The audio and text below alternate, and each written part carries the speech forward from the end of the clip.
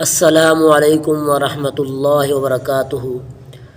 شروع کرتے ہیں رب ذوالجلال کے نام سے جو دلوں کے بھیت جانتا ہے۔ سامعین محترم، آج ہم دعا پڑھیں گے، ہر چیز کے نقصان سے بچنے کا وظیفہ۔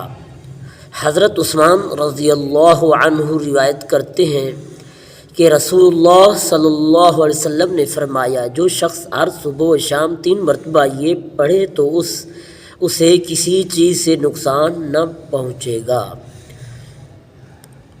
بسم اللہ